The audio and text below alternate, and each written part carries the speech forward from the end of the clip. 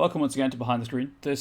My notes tell me that this is the 4th episode of Season 5 for Scion Hero, the 25th episode overall, which works out because the 1st of September was like when I got the broadcast key for the channel. And now if I put my show notes up here, I can see chat still. So what's covered first? Obviously, YouTube, you can probably skip the first 30 seconds of this if we're being honest, because it's the same disclaimer every time.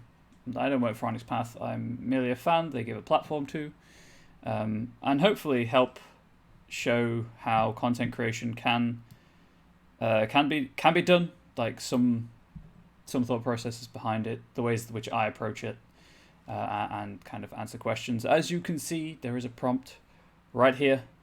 Feel free to ask anything you want. I'll answer if I can. Please try to keep it on topic, but I get distracted. I'll be honest. I am disabled. I do experience muscle spasms, and they can affect the muscles of my jaw, throat, occasionally neck on stream, but mostly jaw and throat. Oh, my hands, but you can't see those, so that's fine. This can result in erratic, unpredictable movement, as well as stuttering and slurred speech. Where possible, I just try to ride it out. Sometimes it's not always possible, so hopefully that's fine. Good afternoon, Zombie Toast. How are you doing? And I do also struggle with multiple trains of thought, so I'll try to finish one before moving on to the other. If the train of thought I suspect to be long, I will try to at least acknowledge any questions or points raised in chat before continuing. A couple of other things. These are new disclaimers. I am streaming in the dark. This is in an effort to keep the ambient room temperature down. We do have an LED light in here, but it still, I assume, makes some difference to the temperature. I have a fan blowing on me. I have a window open. Hopefully that all helps. It is quite warm in the UK right now, and unlike other parts of the world, we aren't set up for heat, basically. We enjoy a temperate climate. Heat waves kind of knock us all down because we don't have AC in houses and things like that.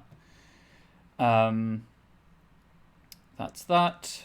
I think that's the normal disclaimers out of the way. I may end up fiddling with my neck support because I have my hair in a ponytail, and who knew neck support pillows don't like being in ponytails? I certainly do because it's a pain every time. I know I harp on about the Monday meeting notes quite a lot, but really you should check out the Monday meeting notes. They tell you a lot about Onyx Path as a company, about the staffers and upcoming projects. Now, yes, obviously, big news is that they came from Beyond the Grave Kickstarter is still continuing. It is funded. They're making progress towards the next stretch goal.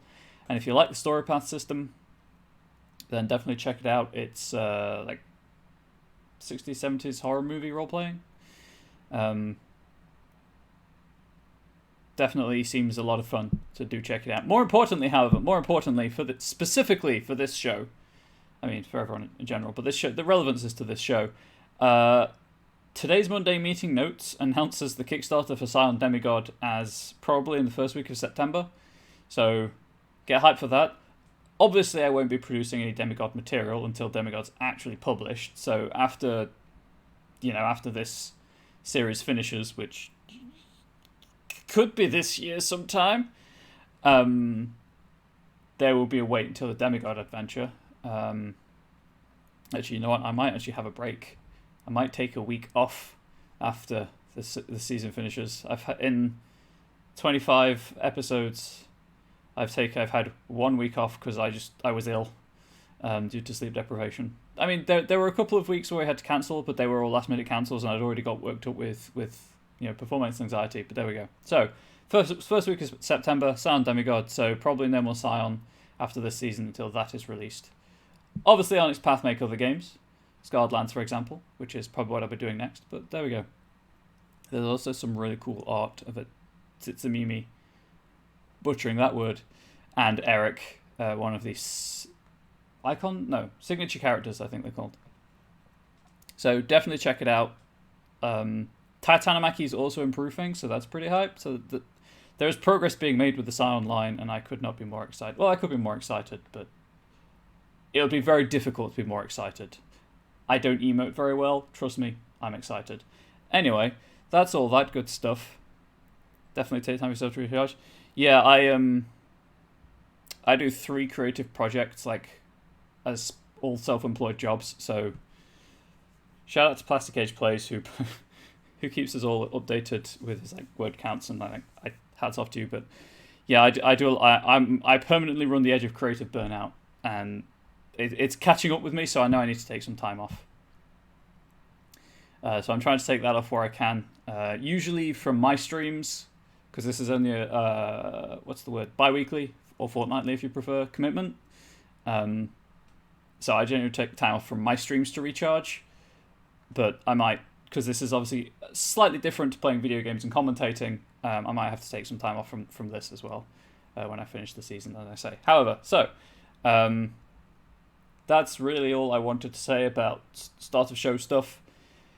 I've been through my spiel about running intro games a lot. I've been through my spiel about the 3 kinds of scenes that you should be having in mind, and really was continuing with Pantheon creation anyway at this point. So that spiel doesn't really apply. So we'll skip ahead to the content section of the stream. Oh, so my show notes, you probably figured out by now from contextual comments. I have a start of show section, I have a recap section, I have a content section, and I have an end of show section. And largely they're the same week in, week out. That's why I always hit the same talking points. I wrote it down so I wouldn't forget, basically. Yes, so far in 3 episodes, so in about 6 hours, as I say, this is a content creation show, although the process is naturally elongated, I guess artificially elongated due to me fielding questions from chat, trying to interact with chat when possible, and also just narrating what I'm typing, which slows my typing speed down. But so far, on the show, we have created loads of words and letters in various combinations that we call the English language. We've made good headway, shall we say, on creating a pantheon of gods. We're at 10 pages in this Google Doc, which is ridiculous already. Using public domain literary characters as aliases. I need to pull up that website. I knew I'd forgotten to do something.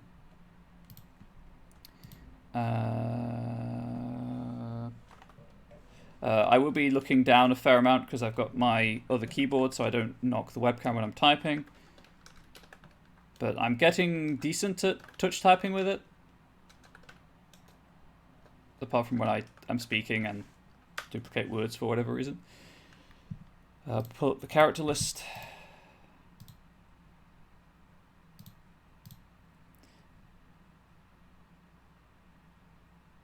So that's cool. That's cool. We'll return to that in a moment.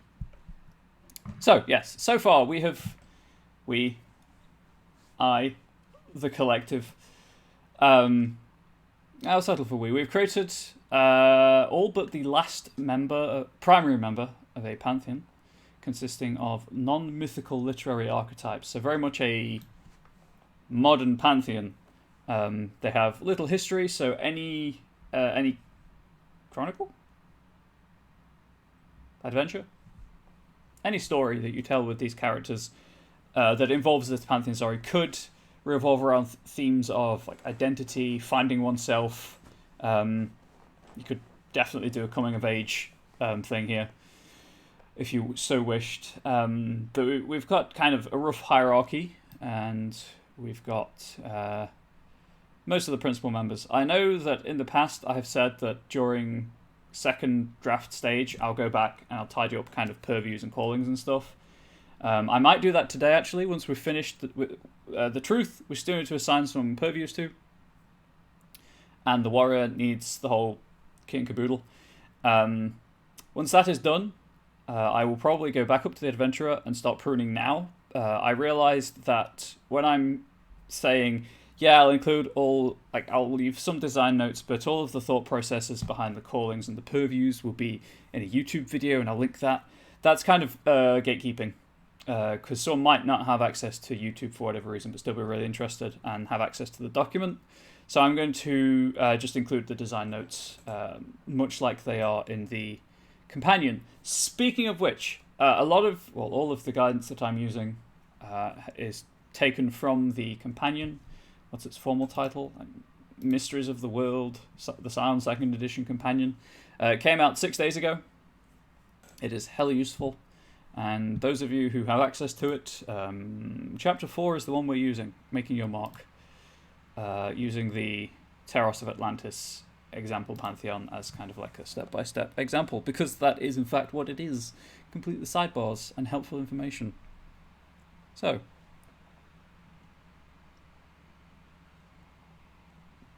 do not expect me to maintain this energy level throughout the entire stream. Being creative is draining, streaming is draining, being nervous is draining, and I'm all through right now. Anyway, so we are on the truth. Yes. So the callings are sorted. Let's go for the purviews. What page are the purviews? They're under powers, right? They are under powers. I am also using the Silent Hero book, just because that seems to make the most sense, as this is a hero level game adventure. So much like my previous adventure, A Rude Awakening, everything that you needed came from Silent Hero, or was included in that adventure. Everything that you need for this adventure will be in this, either in this adventure or either of the 2 core books. I'm not using any third-party stuff. And kind of, even if Demigod were out by this point, I wouldn't be including Demigod material, because kind of why make people buy books that they don't necessarily want to purchase. So, we could go with artistry for, truth is art, art is truth. Beasts, probably not. Again, beauty.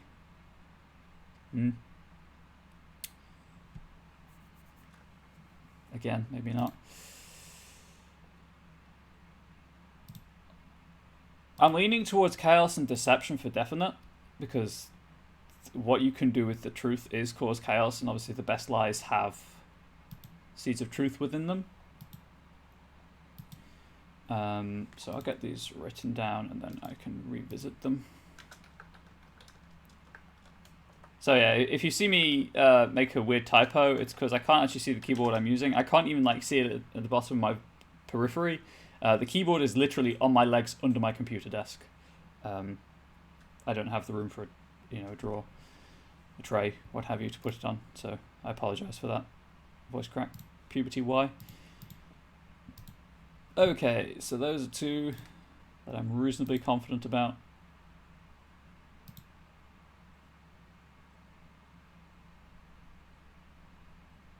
Fire is possible for the tie-in with, enlightenment. Maybe. Order's probably a good one to have for a deity called the Truth.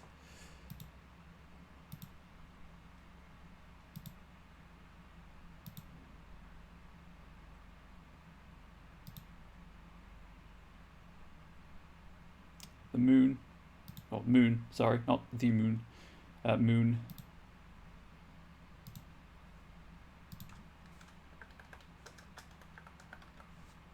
So the moon's about kind of revelation and hiding the truth at the same time. In fact, one of the moon powers is... one of the order powers is just called nothing but the truth. Anyway. Passion, not so much prosperity, no. Sky, no. Stars, possibly for the perspective thing, but we're at 4 already. No worries, just gathering some foodstuffs. Enjoy the foodstuffs. I have crammed foodstuffs in my face today. And boy, is food good. I honestly don't know where that came from. I do apologize. I kind of like these 4, actually. Might go with frost as well, to represent kind of the cool-headedness that a lot of these characters have. Yeah, let's go with frost as well.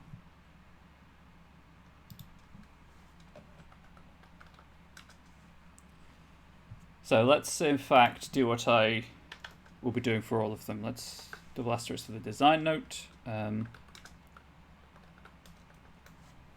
Let's see how to phrase this. Truth is usually someone who is good at finding secrets. Right. Headset, please stop catching my chair arm. I really need... You know, I don't even use these arms that much. I could probably take them off. Anyway, if I wheel the chair back a smidge, I can actually see the keyboard. Hunter. And recalling knowledge. Sage.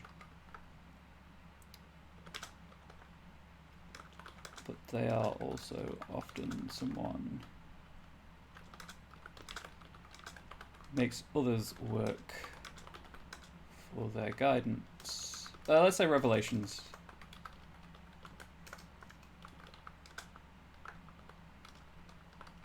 Trickster. Oops. As such, they are very skilled at hiding the truth.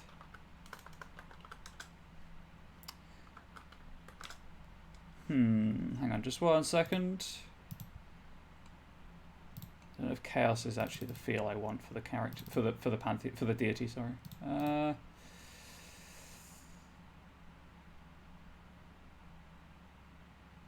No, it is not. We will remove chaos. This will be a 4 purview deity. Deception.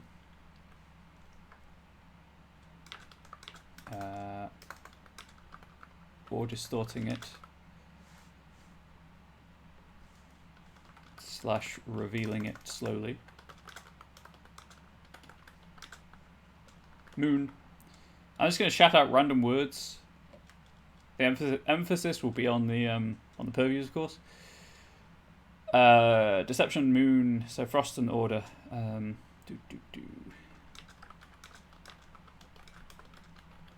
Typically very cool-headed. Frost and structured isn't the right word. Rigid or inflexible. Order.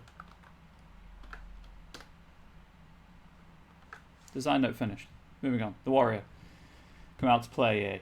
Anyway, I've never actually seen the film. Never actually seen that film, would you believe? So, this is the last one, and this is the hardest one because got to come up with. Oh wait, D'Artagnan, at least.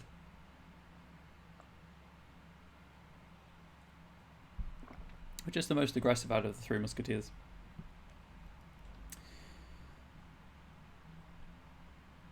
Anyway, let's quickly go down this list and see if any names call out to me.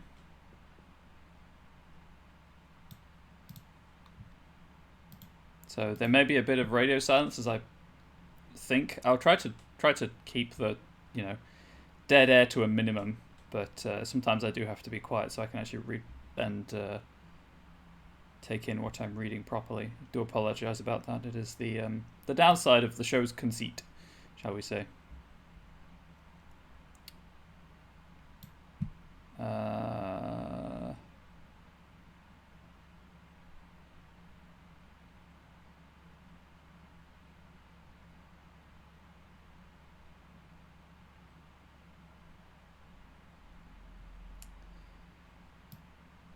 Oh, hang on. No, I know the answer to that question before I even type it in. The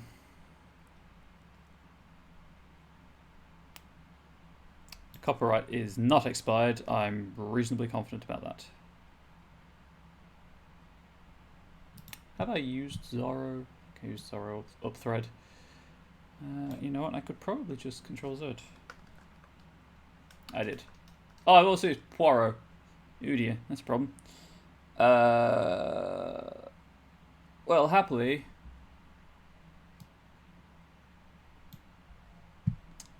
Do some quick literary research.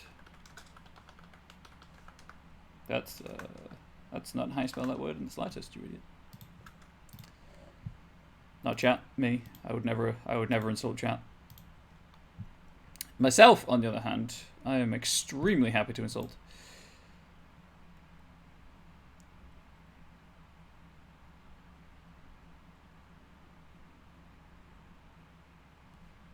let's put Porthos here.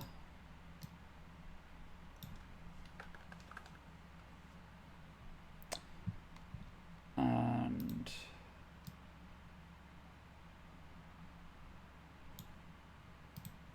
down here we shall go with, I guess, D'Artagnan.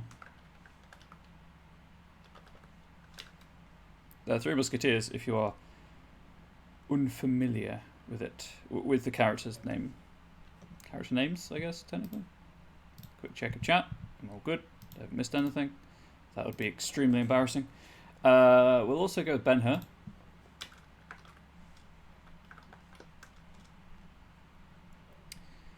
And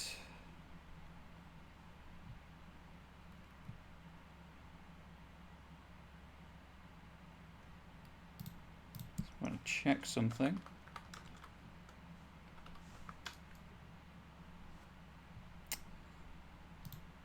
Because obviously adaptations sometimes change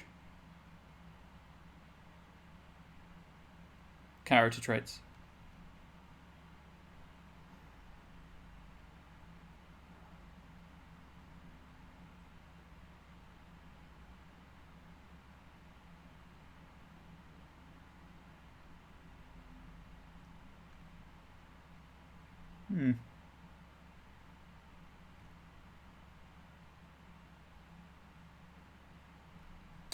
Yeah, that's not so good. Who else could I use?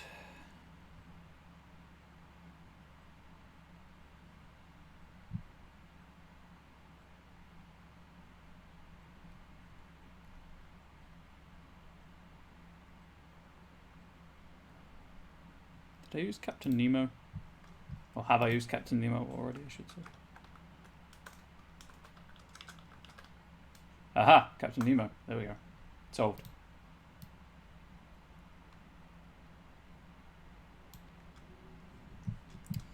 I will check, but I'm pretty sure from what I recall from 20,000 Leagues, this is fine. Which, if you haven't read it, it's a pretty decent sci-fi novel. It's just a little full of marine biology. So if you're not interested, marine zoology, sorry. So if you're not interested in marine zoology, you probably wanna give it a miss, or just skip those pages.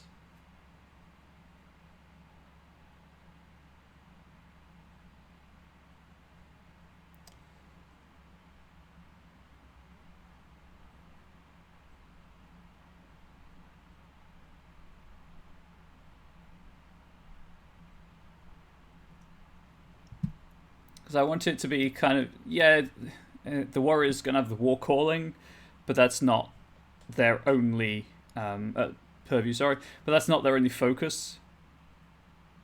It's more about kind of struggling and persevering as well.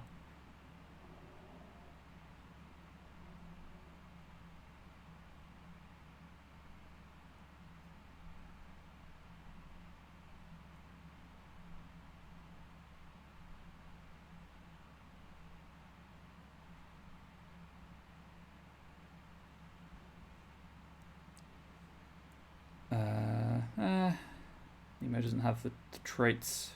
Like, he will fight, but isn't. Yeah, maybe not. Okay, back to the drawing board on that one. Where's that list gone? There it is. I closed the window because it was a different tab.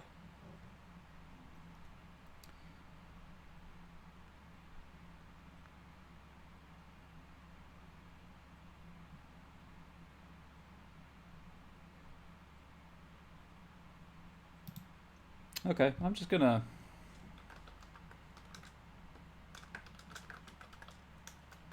Pretty sure Van Helsing is in public domain, as obviously Dracula is a super old book, but I'm just gonna check.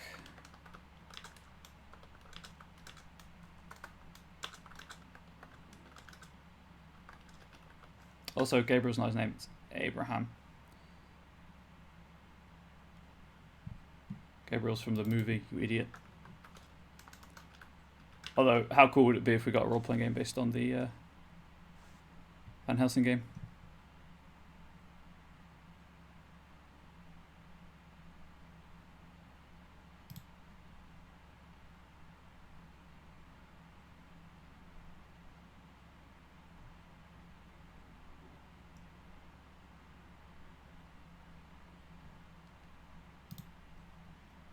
Okay, so there we go. Right, another sip of my drink.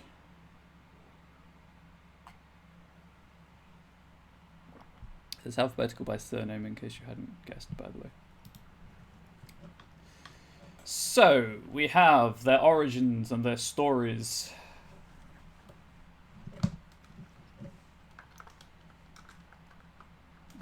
Usually portrayed as a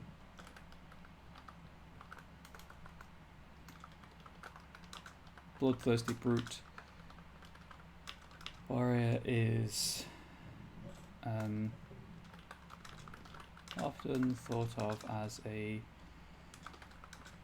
deity driven by violence.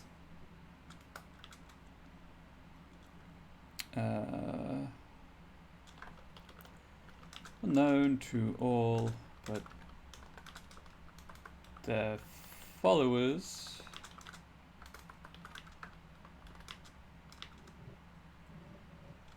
The warrior is as likely to sit down and talk problems out as they are to draw swords with their opponents.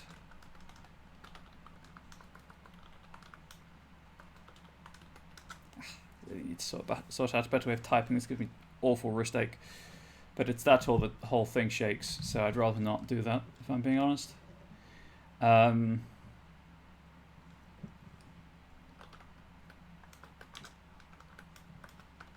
Stories usually revolve around a cause,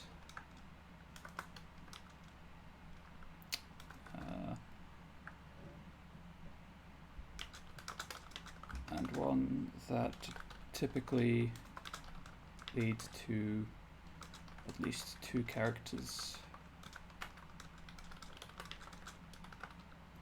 coming to blows.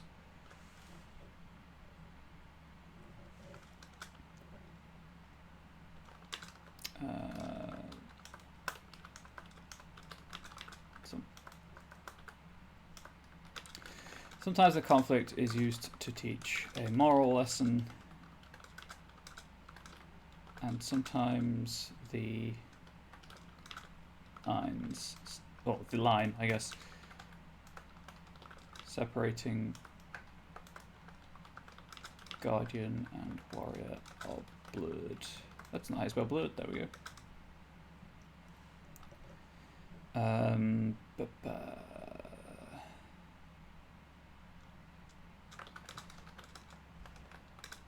The main trait displayed by warrior in all of stories is that of indomitable, that's not how you spell the word indomitable, indomitable willpower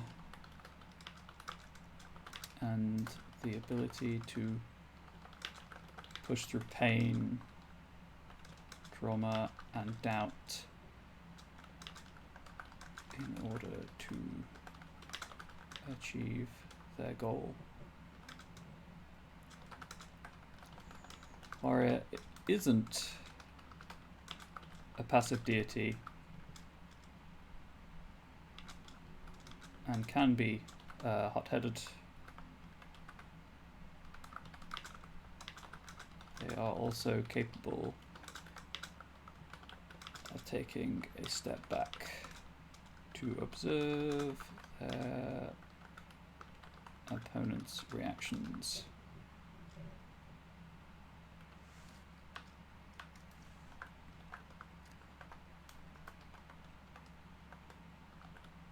Unsurprisingly, the warrior is drawn to position. Hello, welcome back. And lifestyle that regularly throw them into conflict.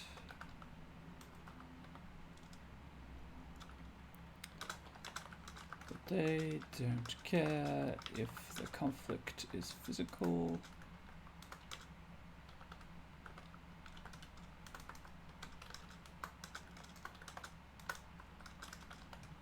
Or mental. Have a sip of drink.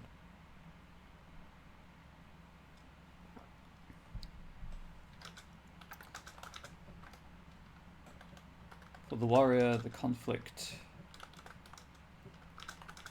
is the focus of their incarnations.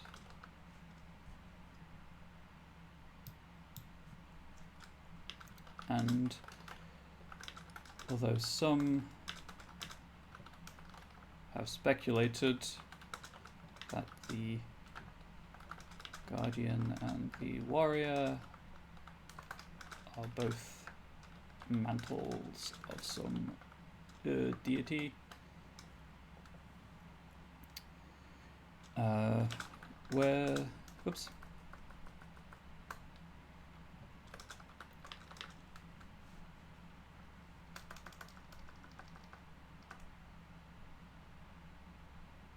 The warrior, the conflict is the focus of their incarnations, and although some speculate the guardian and the warrior both mantles of some deity,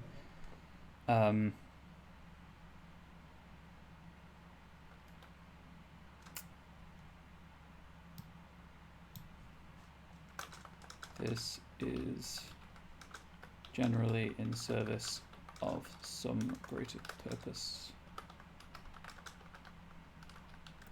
This has led some... Oh, where's delete? There it is. So the delete on this keyboard is a different place to the delete on my laptop keyboard, which I've been typing with for about 3 years. So every now and then I'll go to press delete and hit F12 instead, which does nothing in Google Docs as far as I'm aware. It's a problem. So some speculate the guardian and the warrior both mantles of some deity.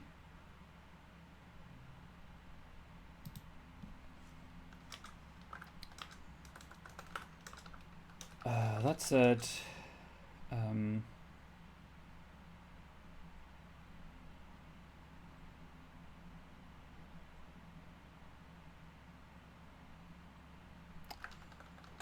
warrior isn't interested in conflict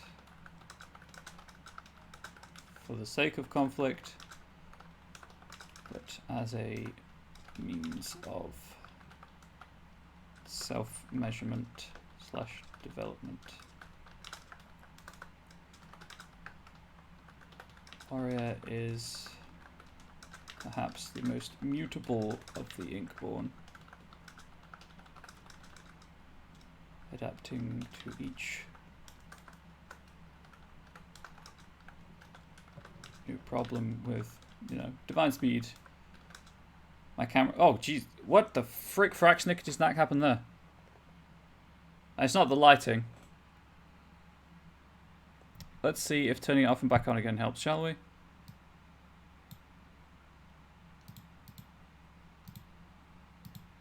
Nope. Sometimes kind of just slowly pulling my hand back helps. Okay, this has happened a couple of times and it just needs waiting out. It's getting better slowly. I don't know why it does it. Because there's nothing in front of the camera is the thing for it to focus on.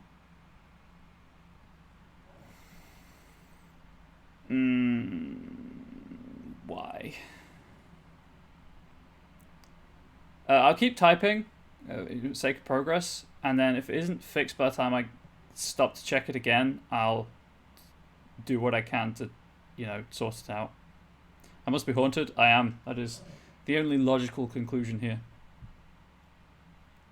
And by do something to fix it, I mean I'll turn it off so you can't see my thumb or whatever, and I'll just give the lens a quick wipe to see if there's like a speck of dust or something on the lens that I can't see. But it's mostly better now. It does this when the room's lit up as well, so it's not the lighting. Although I can go and turn the light on. I have a fan on, as I say. Yeah, I'll keep typing. If it's not fixed by the time I'm finished, I'll just turn the light on, see if that helps. Anyway.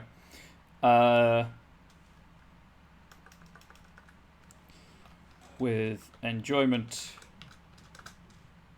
and... But thank you for letting me know it's out of focus. Or is perhaps the most useful of the Inkborn, adapting to each new problem with enjoyment and...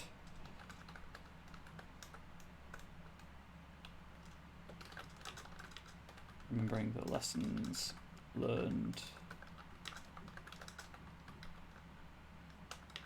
from previous clashes.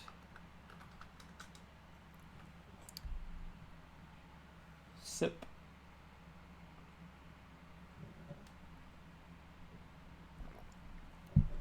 No, that got hella worse. Is it my drink? Is that making it worse?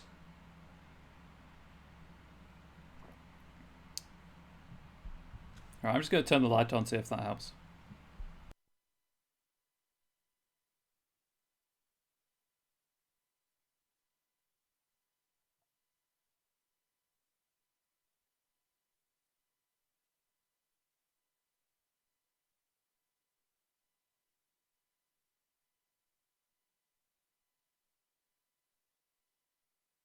Hey chat, that did not help. Right, I'm going to deactivate the webcam and give it a wipe, see if that's the problem. Please don't leave. I enjoy having people to talk to. I'll be right back.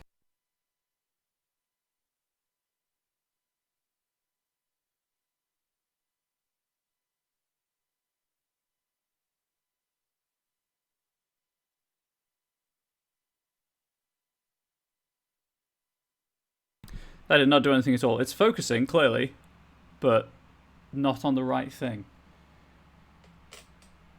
Webcam, why you do this to me? Are people happy for me to leave it active and hope that it improves, or do you just want me to deactivate it for now? Because it should autofocus. I don't know why it isn't.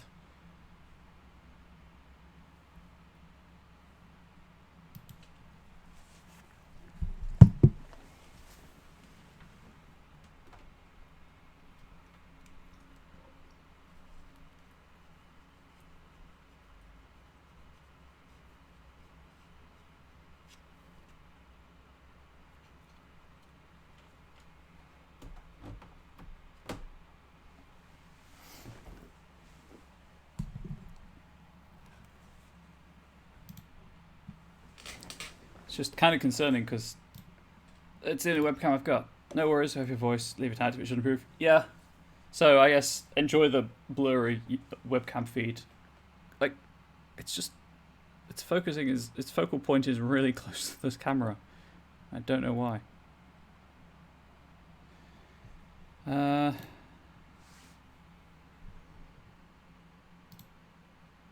One last thing I can try.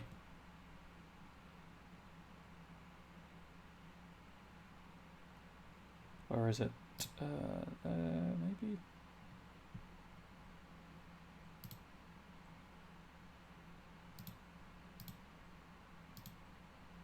I just turned autofocus off and back on, and it seems to have fixed it. So cool. I fixed it. It's like your mornings before you put your glasses on. Yeah, I don't. Fortunately, I don't have to wear glasses or contacts. But I turned autofocus off and back on, and hey, look, it worked. So that's cool. Anyway, I've got like an hour and 15 minutes left. I can do this. The warrior is perhaps the most beautiful thing born. Oh yes. When the situation calls for it, though.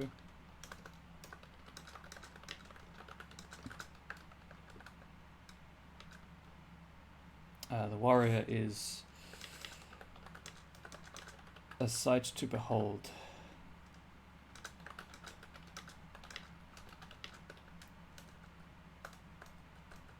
They have the skill of thousands of years. Let's say centuries even. They have the skill of centuries of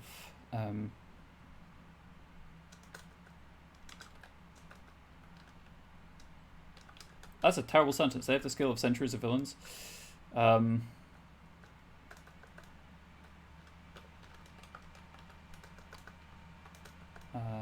weapon knowledge. Nope.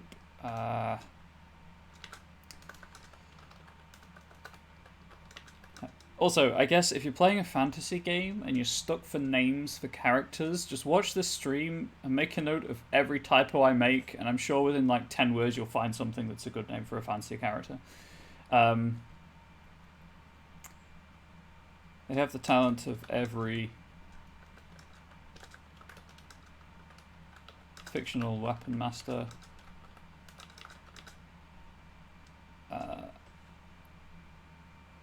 As well as the experience of their incarnations to draw upon.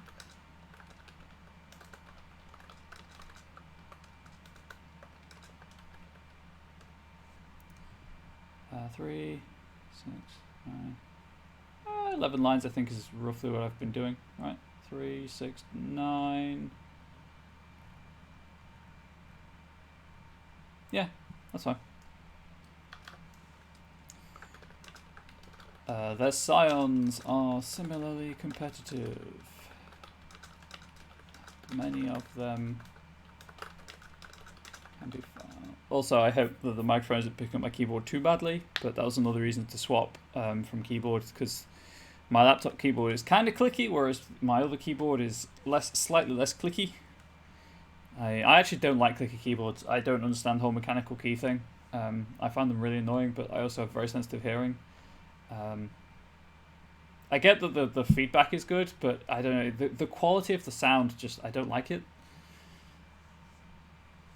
But hey, you do you. Obviously, people have different preferences. The sounds are similarly competitive, and many of them can be found in international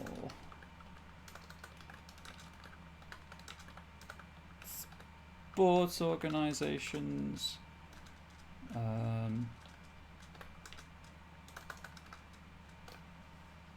Or as contestants in mental academic Olympics.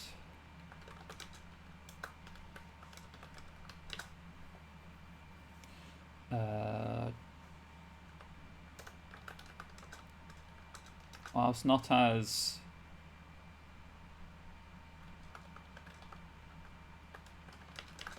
strong-willed as their divine parent, the scions are almost notorious for their stubbornness and drive.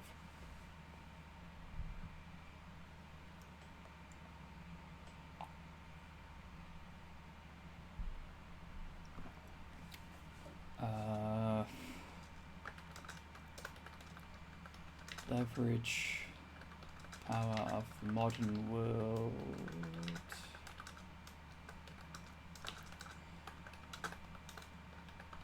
Gravitate towards I guess jobs, yeah. Jobs that either let them indulge this natural competitiveness. I kind of hoped autocorrect, spell check would work there. Indulge this natural competitiveness or provide them with enough spare time that they can put themselves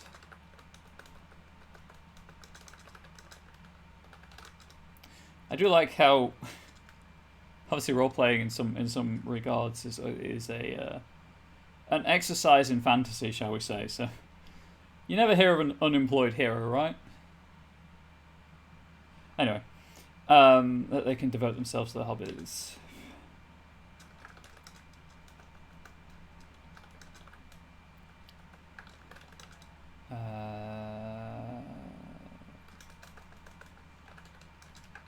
The scions of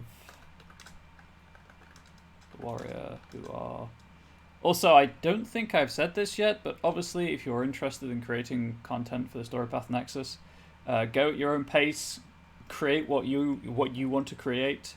Don't feel like you have to go straight into what I did, which was, you know, like 10 scenes worth of introductory adventure, or this where I'm creating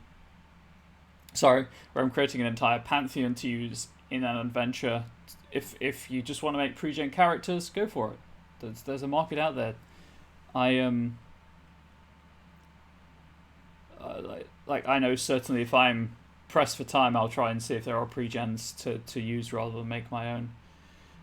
Does put me in mind of competitive video games someone doesn't have a traditional job. Yeah, exactly.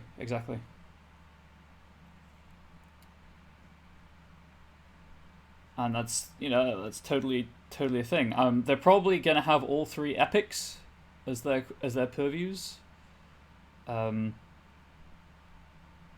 then war, and then maybe one other to give them 5, 6 maybe. I want to stay away from 7.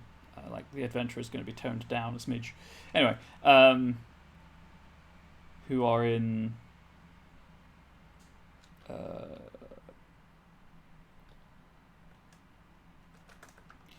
who seek other ways, other means of managing. Let's say not in managing.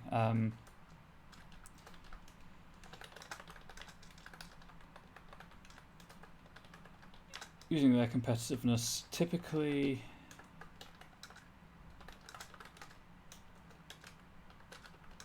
find themselves coaching others,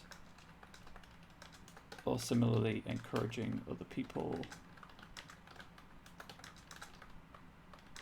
to better themselves through exertion, whether as physical trainers,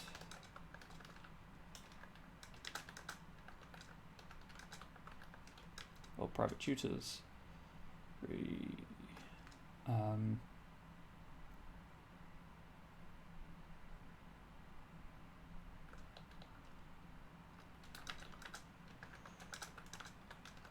As the world has evolved into the digital age, let's make reference to that, Zombie Toast. Let's make reference to that. More and more scions of the warrior are using the internet as their arena of choice. Does Scion have a meta plot? Not really, Elven Wizard King. The base assumption is that the Titans, so the things that came before the gods, are trying to break free, but that's kind of it. There's no published story within the books as to like these are the events that are happening.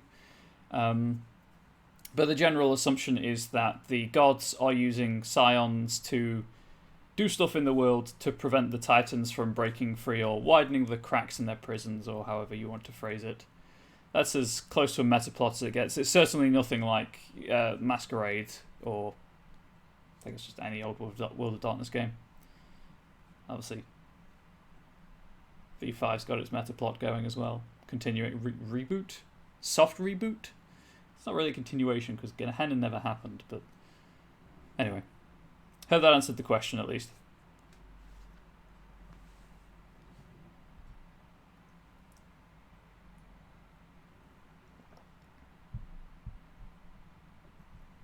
I mean, I'm writing a series of linked scenarios, but that's it. That's more like obviously more of a campaign in the meta plot because I don't work for Onyx Path, so I'm not going to be making official canon material.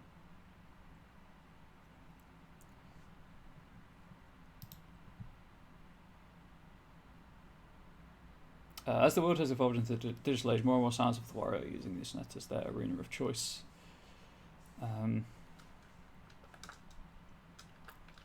Having to deal with the, I guess, like sudden fame that results.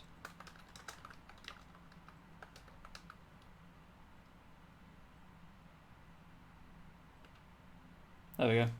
There's a reference to esports for you. Right, so callings. Let's see. Where's that list of callings? Whoop. Well, I mean, Warrior is there. Probably also Guardian. Because again, they are blurred. Leader, maybe? What do I already have? What did I give the Guardian? Guardian, Healer, and Leader. I have a lot of leaders is the problem.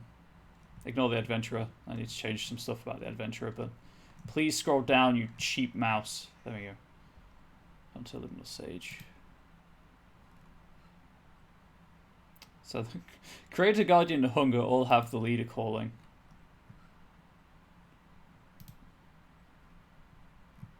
Maybe I should step away from leader. Stranger also has leader. I think we have enough leaders. Whew, I didn't realize I'd given so many leaders out. Okay, what other viable alternatives are there?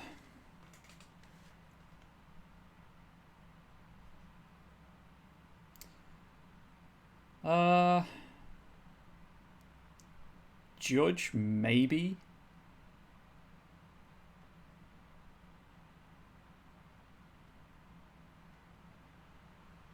Lover and Sage would tie into the emotional competitiveness and kind of resolution, and the intellectual competitiveness and resolution. Could go Warrior, Lover, Sage. Would that mirror the Guardians? No, it'd be quite different actually. I might go with that.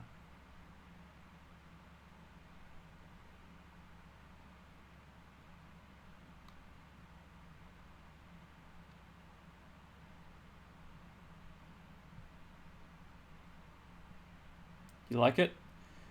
Well, that's good enough for me.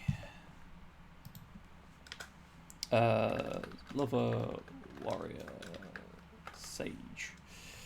Death Purview, obviously. This one was as the Bringer of Death, I believe. We established last time. And then I mentioned that they'll have the three epics. Epic Dexterity. Epic Stamina. Epic Strength. War, obviously. So that's at 5. I know it's between 3 to 7 depending on their focus. I'm just gonna have a real quick, because obviously like Passion could come into it, but I think there's 2 with Passion already.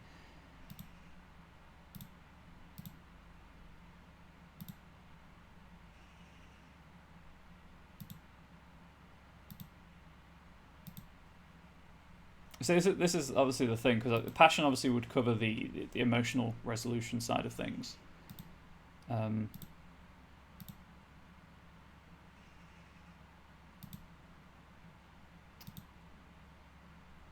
Isn't really one for intellectual godhood.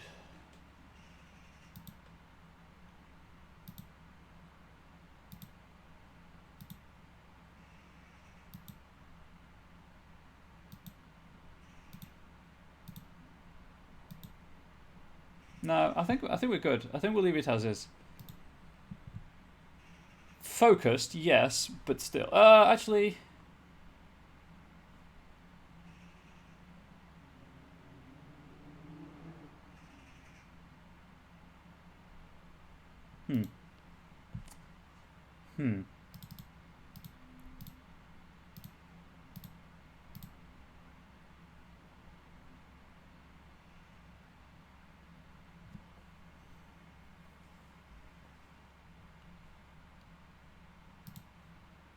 No, let's go for it. Let's go in Passion as well.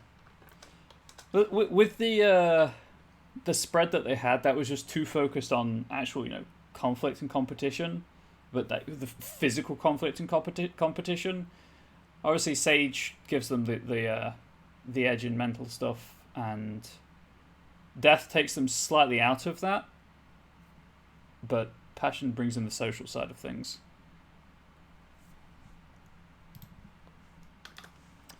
And I could get rid of one of the epics and replace it with something to represent the intellectual side, maybe. Anyway. Warriors Callings represent the 3 facets of competitiveness. I don't know why I struggle. Like, I know how the word is spelled, it's just that ETITI just seems like a really weird combination of letters in my brain. I always stumble over it when I'm typing. Anyway, the Warriors Callings represent the 3 facets of competitiveness. Oh, that's not in alphabetical order anyway, shape or form. Let's just fix that right now. There we go. Social, mental, and physical.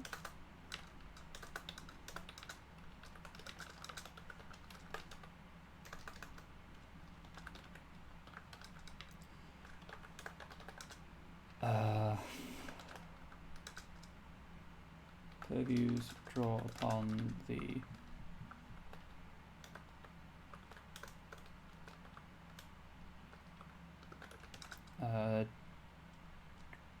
let's say like traditional associations of warrior of a warrior.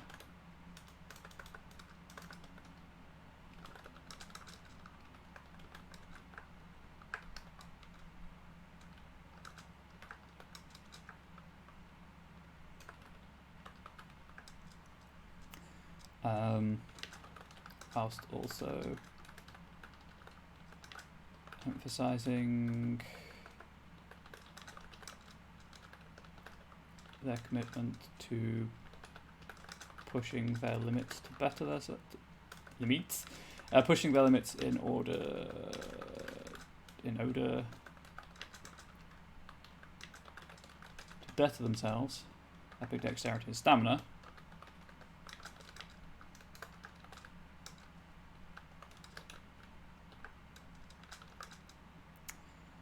And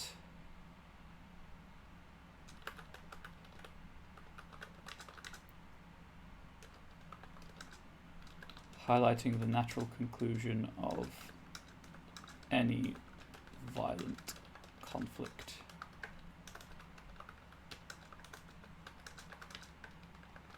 The warrior is a deity that knows all too well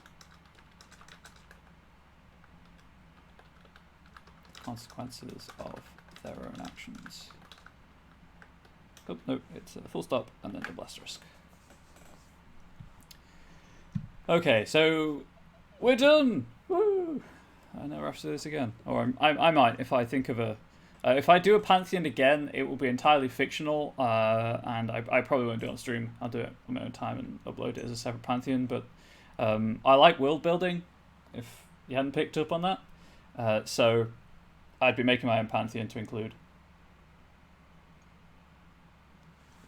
And there wouldn't be an adventure associated, it would just be the Pantheon. Anyway, back to the top. The text can be ignored. We're here just for callings and purviews. Everything else I'll polish on the second draft. This is more focusing, tightening, explaining thought processes, etc. Okay, so...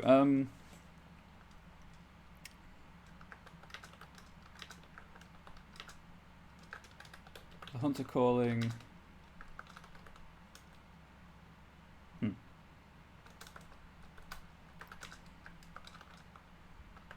Adventurer is a deity, nope, that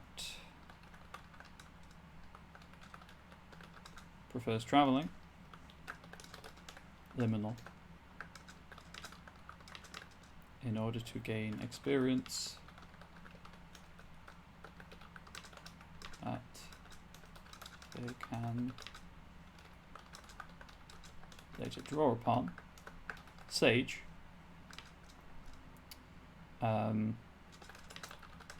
Their endless quest for excitement.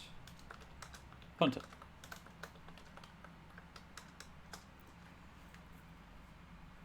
Okay, I don't think chaos. I think we get rid of chaos. So we're still at 6, but that's better. I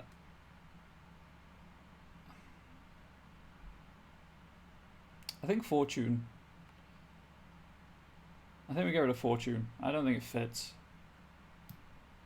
Everything else is about like survival or excitement, or just obviously wild as being home in the wild.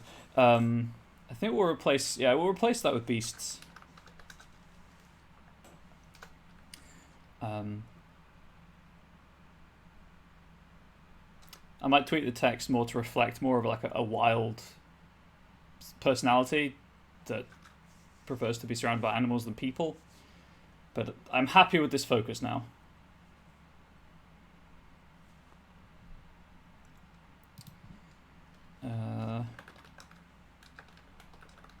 Not their callings. Their purviews represent their connection to and interest in the natural world.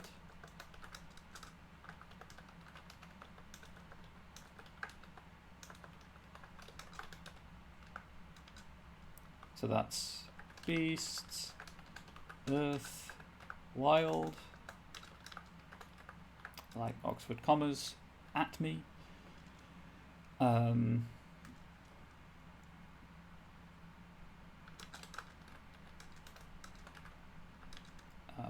As well as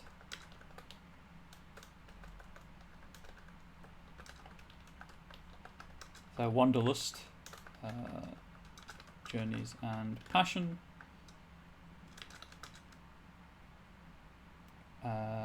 and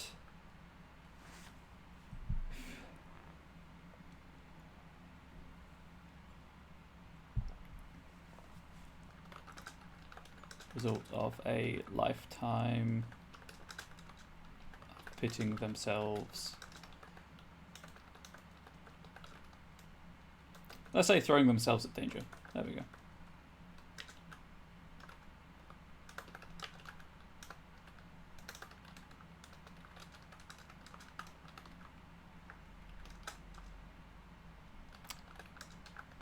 Epic stamina.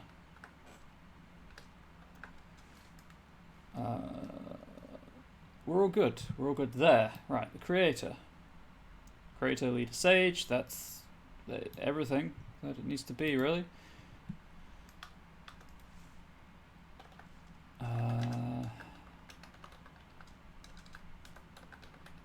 Creator's callings represent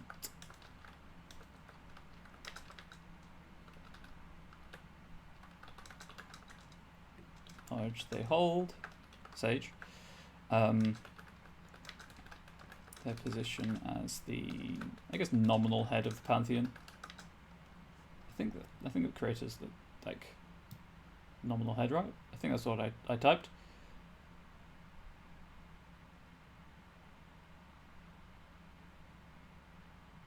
Yeah.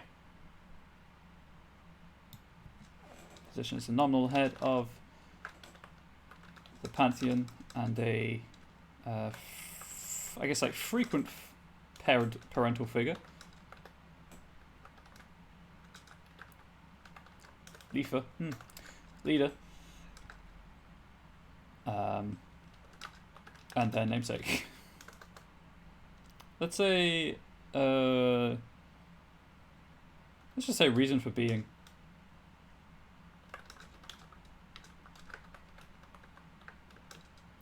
I might get fancy. I might put raison d'être in the final release. Who knows? I could go crazy.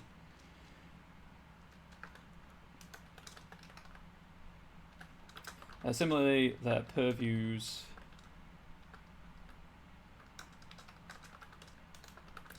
are themed around the act of creation, artistry, fertility and forge,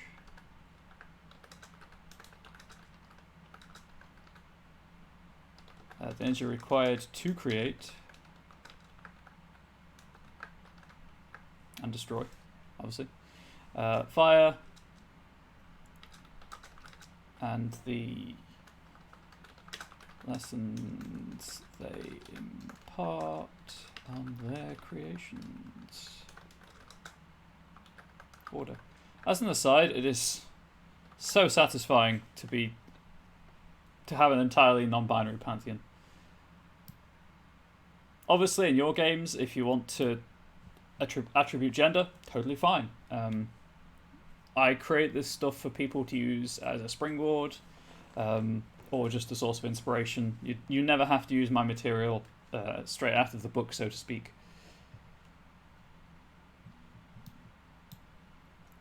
Okay, the Guardian.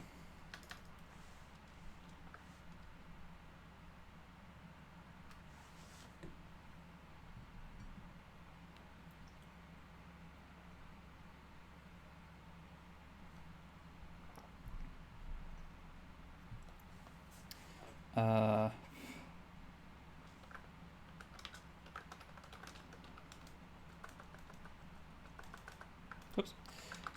As a deity, say driven to protect others, the Guardians' callings all reflect their need. You know what? Let's get rid of that opening clause. Guardians'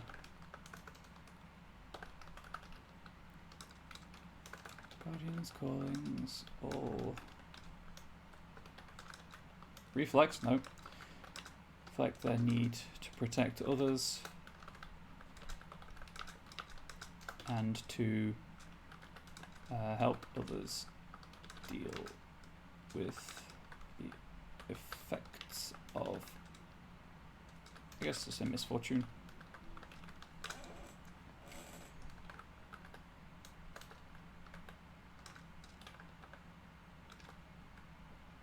Their purviews reflect their methods.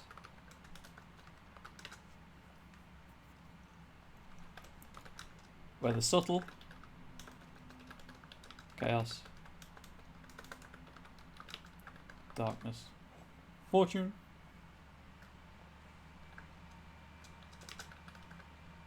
overt, order, prosperity.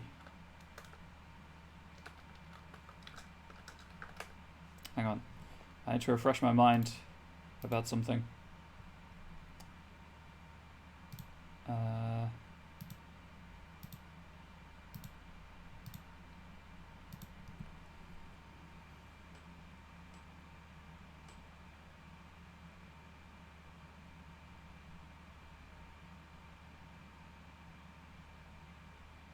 Right, rebirth and renewal, that kind of thing. Hope.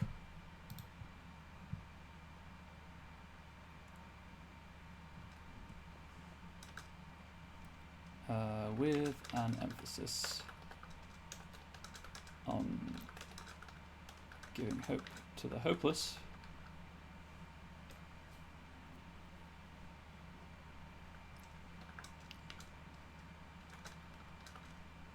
Or by, I guess, just like healing those in need.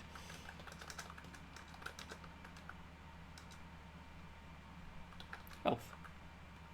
Nope. Full stop. Asterisks.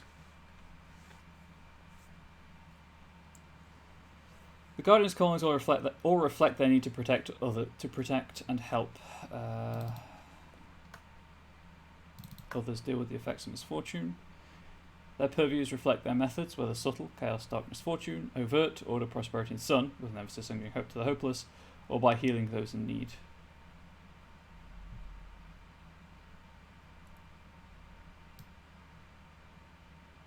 The hunger.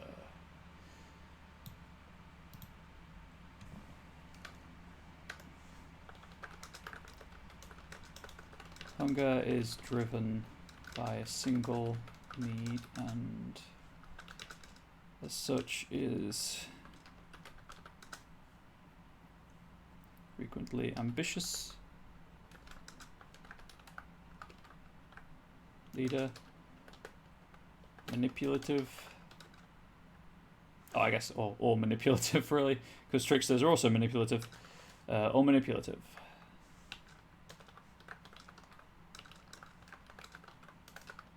Not trickster. They are as capable of being ruled by their emotions, passion, as they are of ignoring them, frost.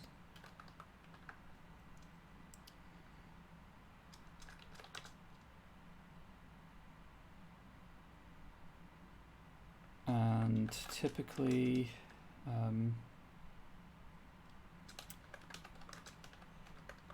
create opportunities that allows them to descend to positions of power, fortune and prosperity. Should all this fail, their vengeance is terrifying to behold.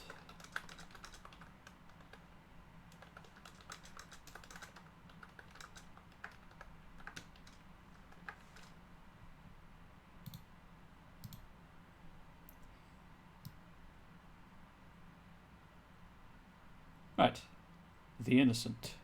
How long have we got left? 40 minutes? Well, 35 plus the outro. Making good time. Making good time, considering I've got 4 left, and then we can move on to cosmology. Hell yeah.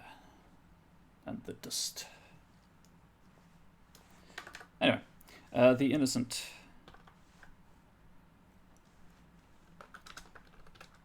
The innocent's callings reflect their status as a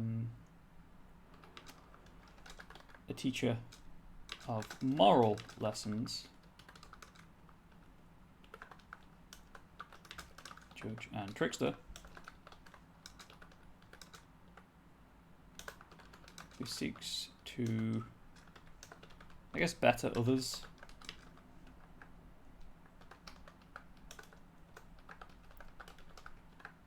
It's after cosmology. Obviously, there's birthrights.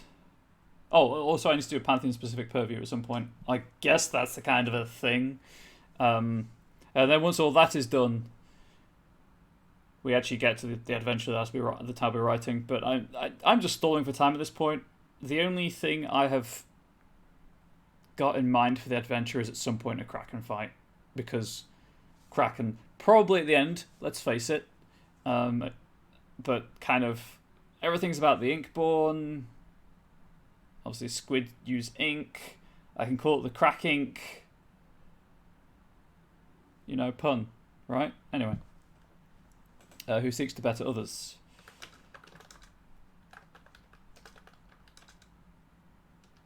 Purviews are focused on the less...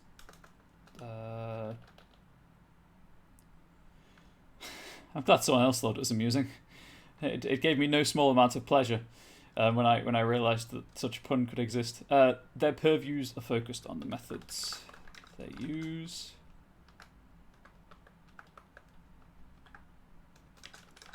Artistry and beauty. Oh, I guess artistry, beauty, and deception.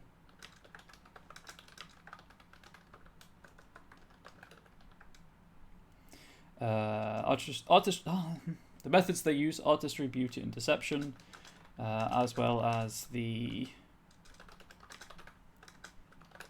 change they bring to others, whether slow and subtle, moon, or I guess just jarring and swift, sun.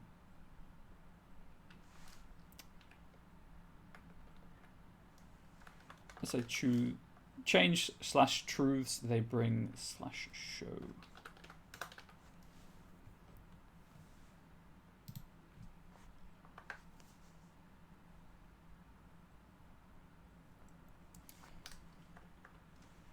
the sun and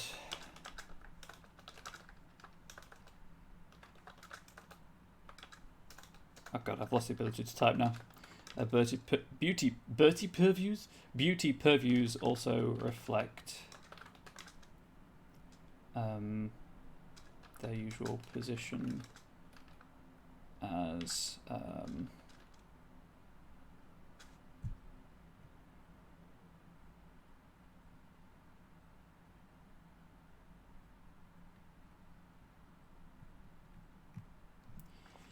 a leader or similar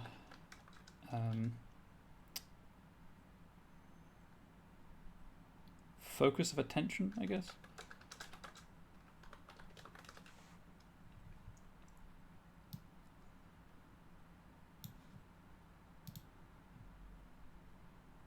I got a bit concerned about how many purviews the narrator had then, and then realized that the artistry has three different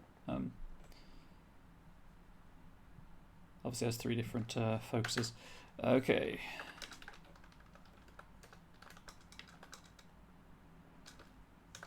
Narrator is able to draw upon their knowledge, sage, to create new stories, to create new stories. Creator, I guess, / experiences.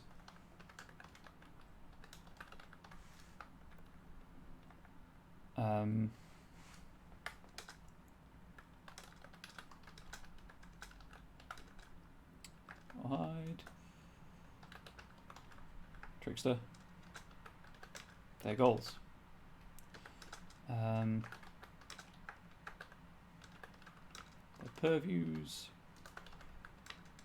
reflect their methods. Artistry. Although you should feel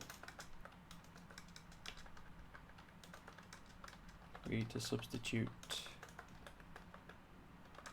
any, let's say use any similar alternatives.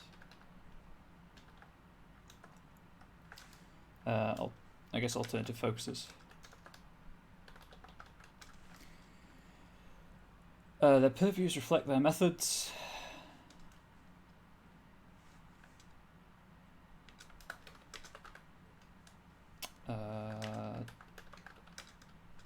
Their position outside of the story as an observer.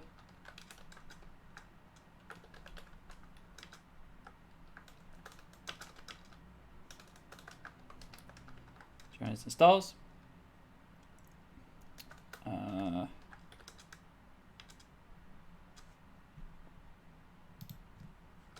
Could also be deception.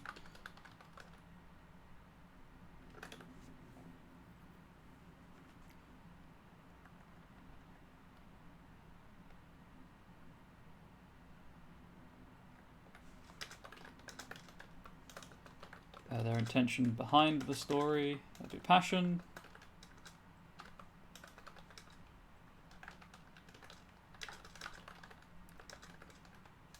And their, so this was Death God as kind of like recorder of deeds.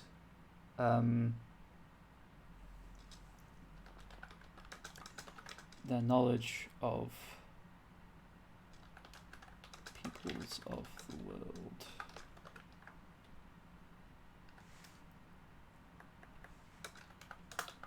And all their deeds and storytelling traditions.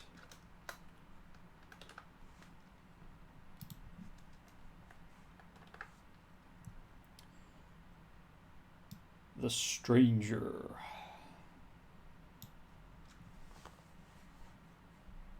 So, similar to the narrator, actually.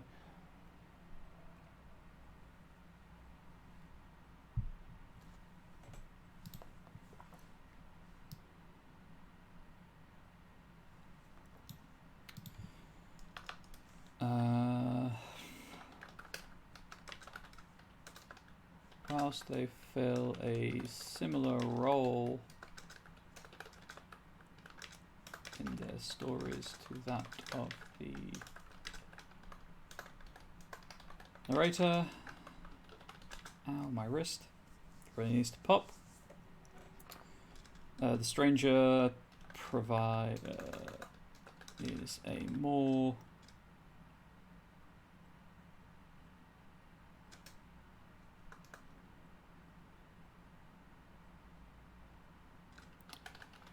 closely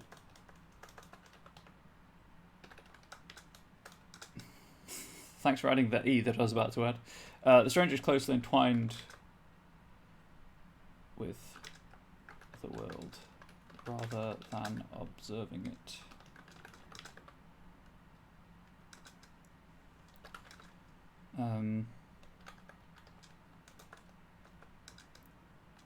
They are always traveling.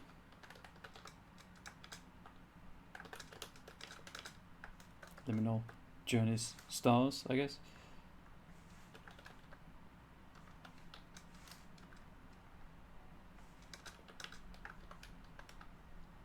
Journeys, liminal, and stars. In order to teach others.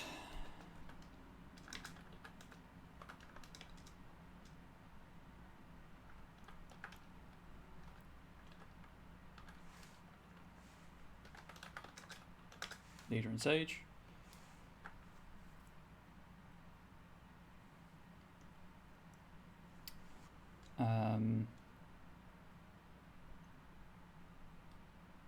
So that's the callings taken care of. Chaos, fortune, and prosperity.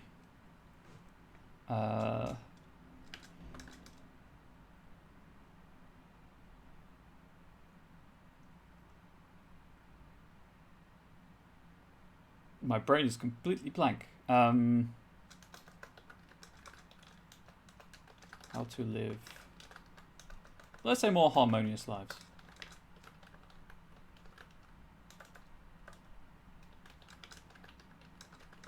With each other. Like, there's no moral judgments here, it's just about how to get along.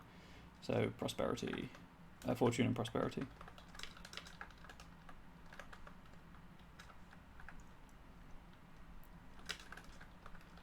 Sometimes by demonstrating what not to do. Chows. You know, the small creatures from Sonic. Chows.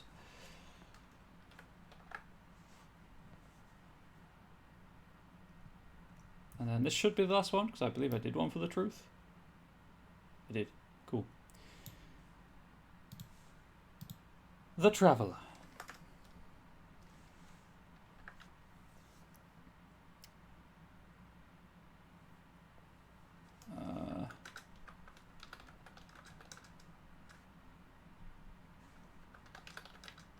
The Traveller is driven by a love of the world. Why did I do creator?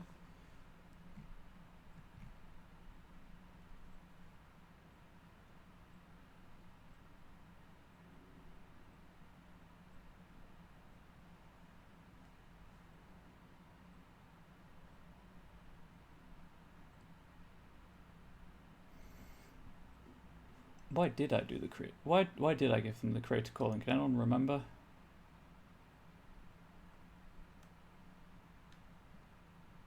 Was it just for creating kind of like new experiences? 'Cause I don't think that was it.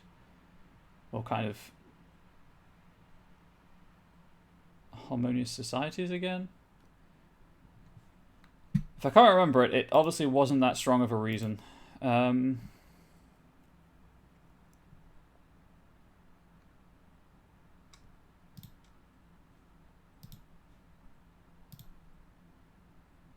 Wow, and now Adobe's crashed. Great. Wonderful. Fantastic. Let's just close it. Close current tab, see if that's the problem. It was not the problem. It crashed. Reload. Maybe there was a knack in Creator that really called to me for the Traveller. Maybe that's what it is.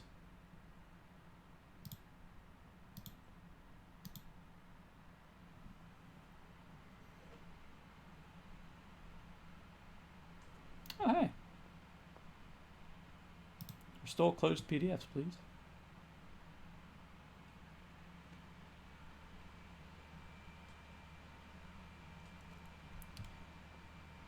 Right, they're open again. Yeah, I don't know why I went with Creator. I'll be honest. From what I have written here, Guardian seems more appropriate.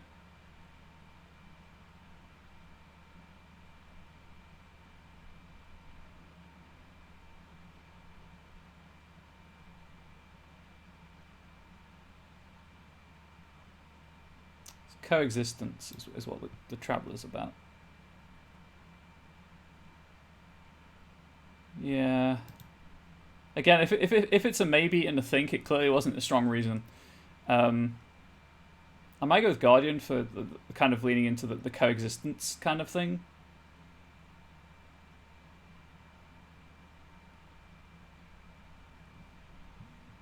Or Healer, although Healer's more about obviously physical healing. What are the immortal healer knacks? Oh, no. Powers, please.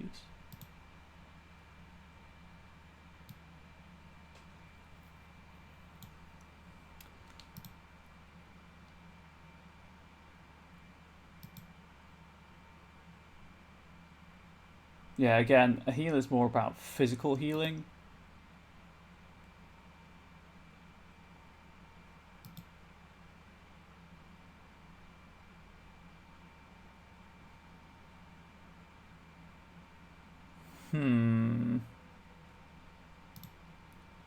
Already got Limnon Lover. Like the idea of what, Guardian or Healer?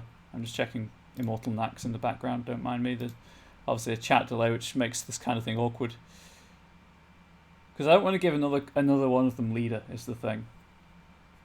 I mean, I could move leader from one of the others, but it's just awkward.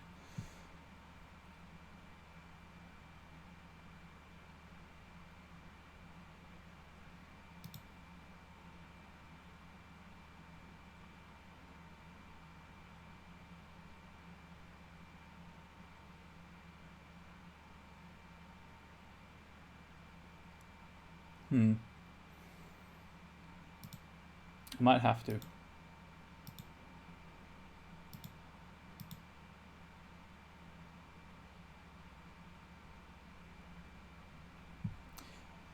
Right. Let's see if I can remove leader from. If there are any others I can get leader from.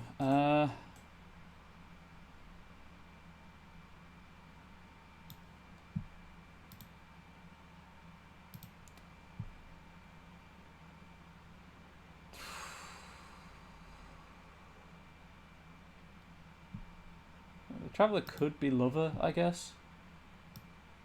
But the Stranger, sorry, to like kind of blend in, but then we've got loads of Lover callings.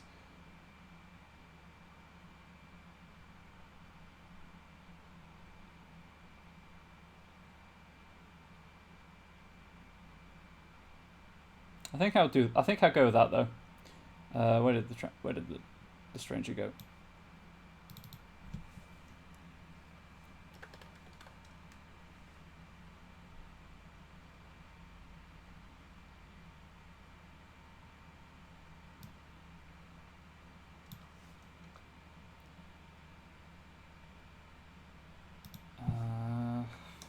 And are driven to do so by their love of life and the many people of the world. That's a large O, never mind.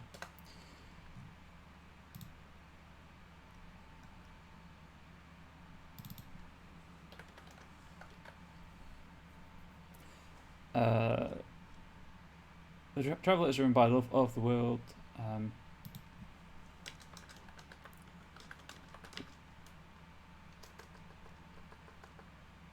to instruct the people of the world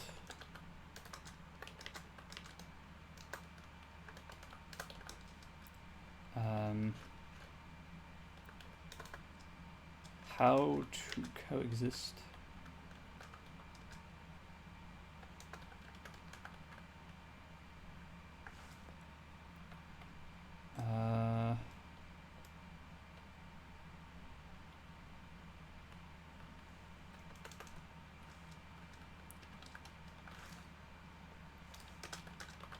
Because of their love for sharing experience, sharing new experiences and cultures.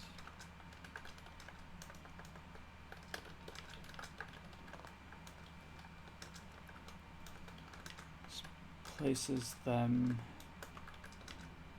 uniquely among the Inkborn.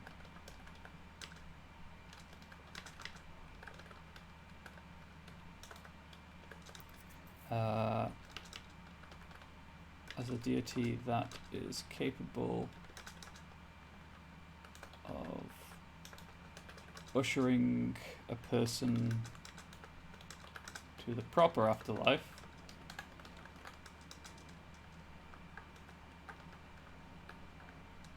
death, as well as giving them I guess dominion over the forces associated with journeys.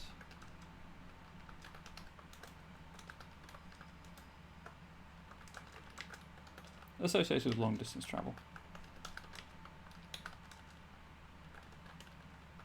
Journeys, sky, stars, and water.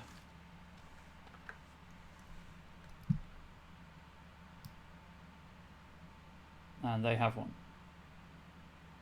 I did it. Hell yeah. It took like 7 hours, but I did it at last.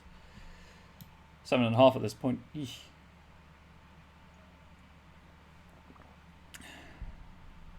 We're about Cat's Mouse. Oh great. Gifts. Okay, and again, formatting is important. Oops. There we go. Formatting is important for later references and use. Cosmology. So, the companion, which I can talk about, because it's out now. Or is it? Nope. Step 5, cosmology. There we go. And I mean, to be fair, I've been using a mixture of the Pantheon and just the kind of, well, the Pantheon section in the hero book, as it's kind of, hey, this is what has come before, so we use this as a template, because that's what I was kind of looking at before the companion came out. Again, I backed from Kickstarter, so I had earlier access to the companion than other people may have done.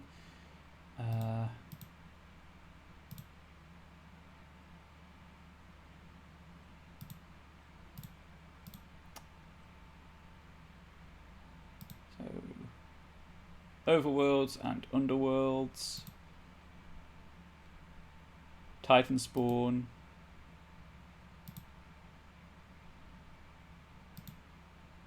and primordials seems to be the order of business.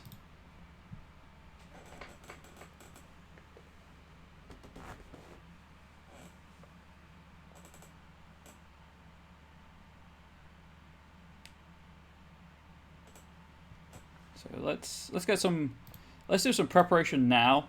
So let's have this is heading 2. Overworld, Underworld,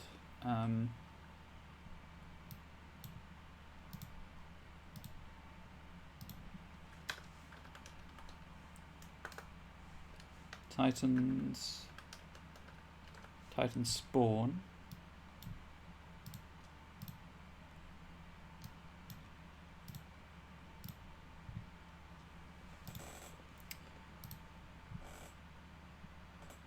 I don't think there'll be any mythical beings associated with them, and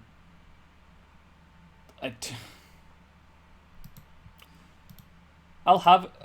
will call it religion, but then I'll have a question mark, and it'll be a very deliberate question. Let's, to ensure that people know it's a deliberate choice, let's put it in brackets. It's not a simple typo. I've deliberately done that.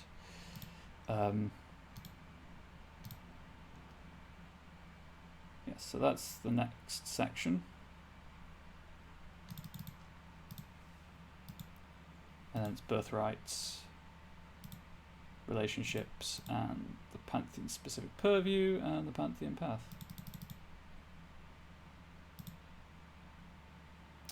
Excellent. So, cosmology.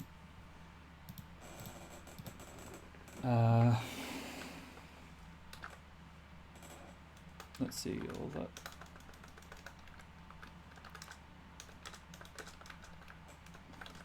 Third Inkborn, welcome back, are a non-mythical pantheon.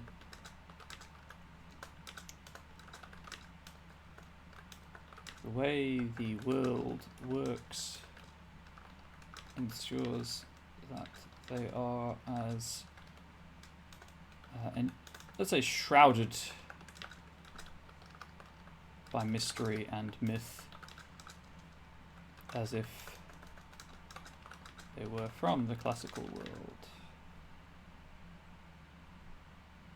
which I believe would be capitalized.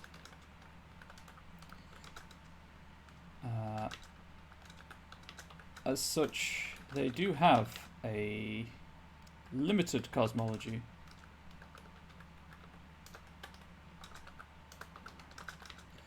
That is slowly evolving as more and more people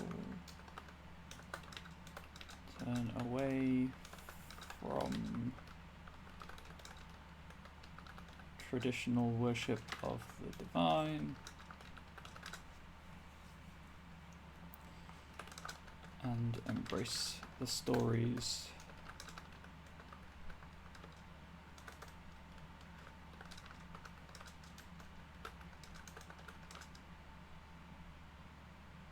I kind of want to snub the other gods with this. Like, they're going to hate the Inkborn because the Inkborn are basically replacing them. Or they don't hate, because that's obviously a very strong word, but there's definitely a tension there. As such, they do have a limited cosmology. It's slowly evolving as more and more people turn away from traditional worship of the divine and embrace the stories that have, let's say, arisen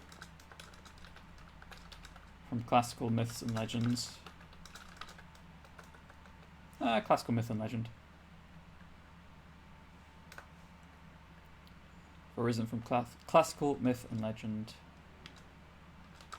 and become their own very powerful thing.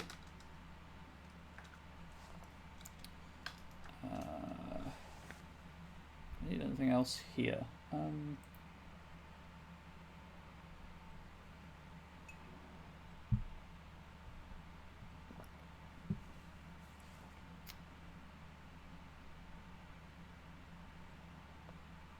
think we're good now. Overworld.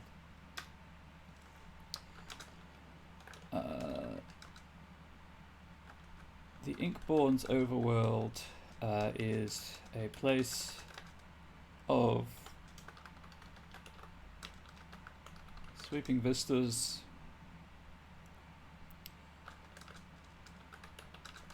dark chasms, and tumultuous weather.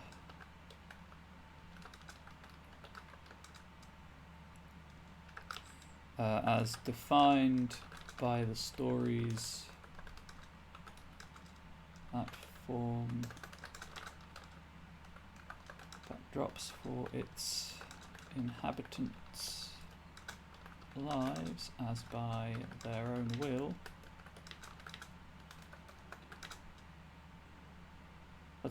I need a really cool name.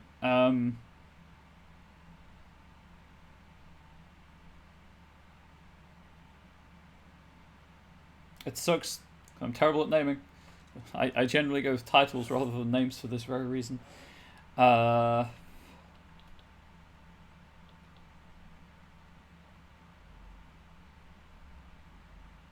want of a better word, let's just go with collective unconscious for now.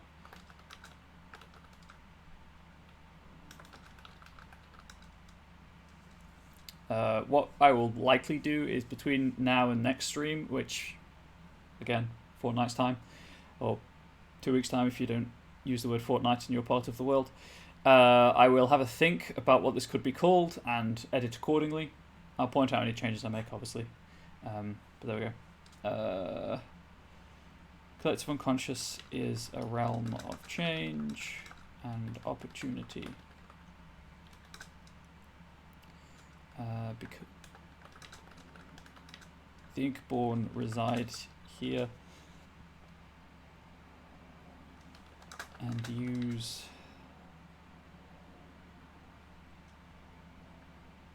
the pliable nature of the overworld's reality constantly create the situations they wish they were in.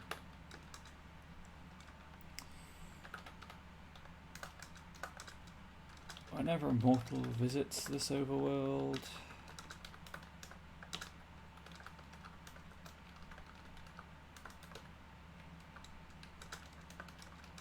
or an incarnation walks the world,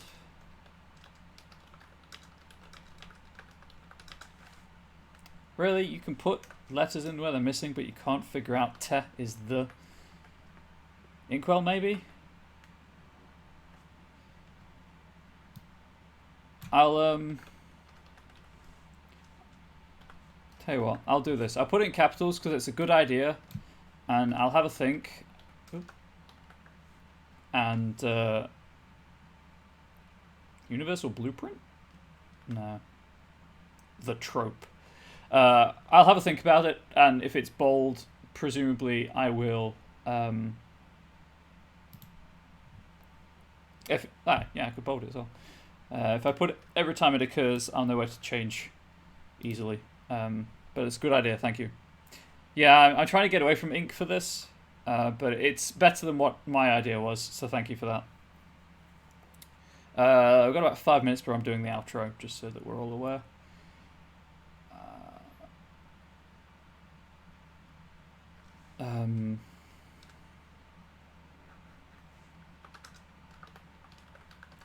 It says between the two places is immediately apparent. It's good shorthand for now, easy to type, exactly. Where one is rigid and defined by universal laws, where there is a place of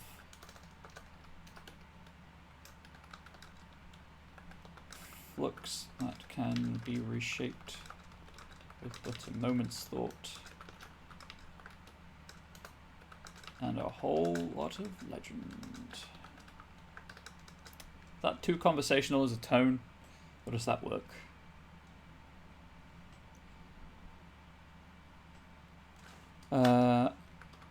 Axes Mundi. Oh, wait, no. New paragraph. Why is it? Interesting. Axes Mundi to the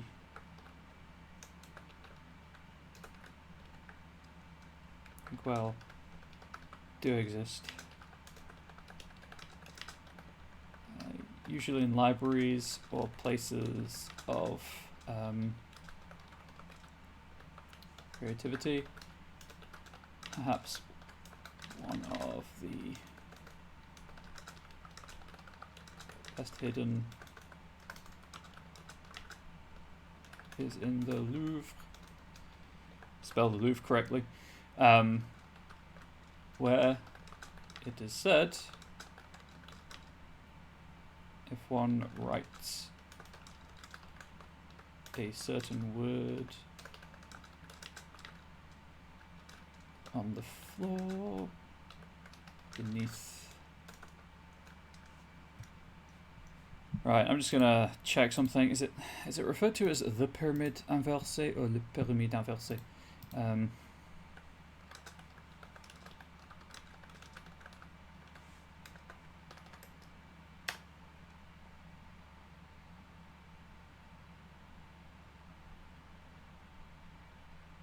The works, apparently.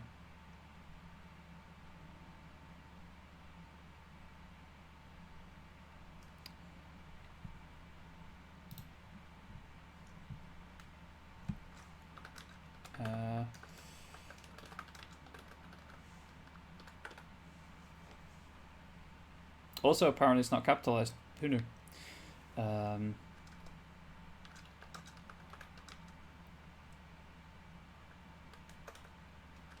steps into the matching pyramid.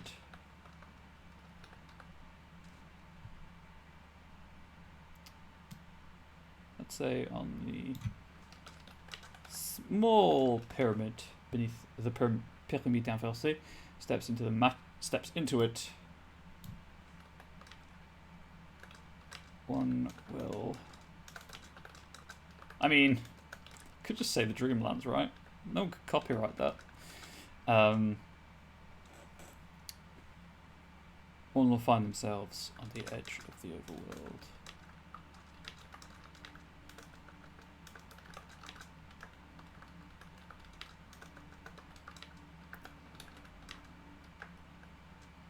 Simpler axes mundi exist within sufficiently large libraries.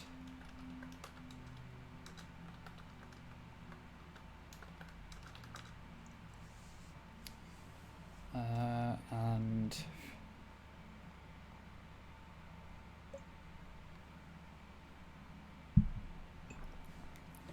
let's embrace that.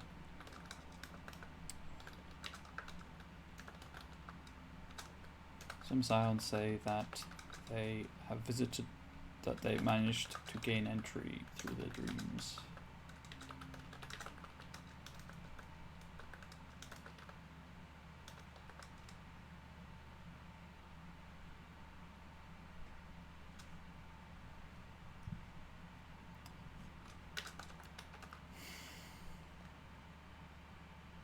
Hey chat, this overworld is an imagination. Hey, that's a joke that I won't actually put into the final product, but there we go.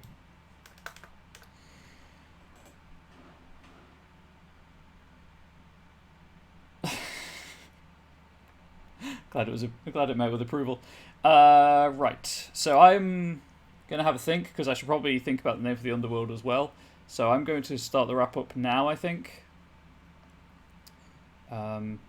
Because whilst I believe I am the only show on today, obviously Onyx Path are kind enough to give me the slot, and I probably could overrun, but I don't want to. Also, real talk, they let me be the only one in the stream, the only mod in the stream for this show, which is perhaps foolish of them. What's the schedule looking like? Yeah, I'm the only thing today, but I should probably not overrun. So, today has been remarkably productive. We finished up the Pantheon, went through the design notes explaining thought processes behind the callings and purviews, which will give me something to look back on when I'm going through this properly, not distracted by chat. Obviously, the whole thing is community building and outreach, but I do also need the moments of calm without chat to make sure everything's up to my standards. But we did that. We started on the cosmology. I mentioned this last time, but the Titan section is going to be super short because each of the gods is also a Titan, as their antagonists. So that won't take too long. Titan spawn, I'm gonna have to put some thought into, but I really do love that crack ink joke, so I might go for it. Obviously, I need to name a couple of things. Religion, I need to think about, and then birthrights and the PSP. I mentioned the PSP though. That's going to do with fate binding. So hopefully that'll be entertaining. The purview, actually, I might do some pre-stream prep for, just so that I'm not making stuff that's horrendously broken. I might write down some ideas for the different for the boons. Anyway, so yes, I hope you've enjoyed. Obviously, I wouldn't want to do this without chat. So thank you for being in chat. Thank you for watching, listening, what have you, interacting in any way, or just supporting the stream however you can. Reminder of the stuff I mentioned at the start of the stream for those of you who are just joining. Where did the link go? There it is. Monday meeting notes are always a good place to go. That should work as a link. For yeah, that why didn't it copy the Where's the first part of the link gone? Okay, I'll post a non-broken link in chat. Don't worry about it. There it is. There's a non-broken link. Monday meeting notes are the best place to go for project updates, upcoming Kickstarters, what have you, for the company. Like, if you'd read them a couple of weeks ago, you would have known that last week there was no Project Monday meeting note because there was no Monday meeting because everyone was on holiday, because they usually have like a post-Gen Con holiday. This week's was particularly exciting one. The Kickstarter for They Came From Beyond the Grave continues, heading towards the next stretch goal, although by this point I might have hit it. I haven't had a chance to check. Obviously, I've been hanging out with you fine folk. And also, if you're interested particularly in Scion, and if that's why you're here, the Demigod Kickstarter, in theory, according to that post, goes live in the first week. Sorry, not on the in the first week of September. If you didn't manage to catch it when the Onyx Path Virtual Con was running, a couple of the developers and some of the that was Rich T, like head of Onyx Path, I think, and one of the other Onyx Path freelancers ran through a scenario using the Demigod rules as they were at that point, with Neil. I think it was Neil being the main, being the story guide. The lead developer for the line. If you haven't seen it, it is up on the Onyx Path YouTube channel. Highly recommend watching it. It is very entertaining, if only for how much pure just ego there is from a scion of Aphrodite. Good old Donny Rhodes. Anyway, that was a bit of a digression. Obviously, this show... Well, the next time I'm streaming is actually the 1st of September, so presumably by that point there'll be an actual date for the Kickstarter, so that's cool. So even if you don't read the Monday meeting notes, I will try and keep you informed about that as more is announced through the Onyx Path website. Again, I do not work for Onyx Path, they don't pay me, I'm just a fan that they gave the platform to, and I'm incredibly grateful to them for that. If you have missed any of the stream, or you want to see kind of conversations held with chat previously, previous episodes of this show are up on my YouTube channel, Comrade Bubbles. They don't go up on the Onyx Path's channel. Being classic time, so misuse, I'd say. Well, Zombie Toast brings me to the next point. If you are a subscriber to the channel, or if you have a Prime Gaming, because they rebranded Twitch Prime to Prime Gaming. I don't know if you knew about that, but if you have an Amazon Prime account, you can link it to your Twitch account for a Prime Gaming account. Which, on top of giving you free loot, also gives you a free subscription every month. You have to renew it. It doesn't auto-renew. But if you use it on this very channel, you get access to the videos on demand for a week before they go live to the public. You also get cool emotes, and you're also supporting Onyx Path.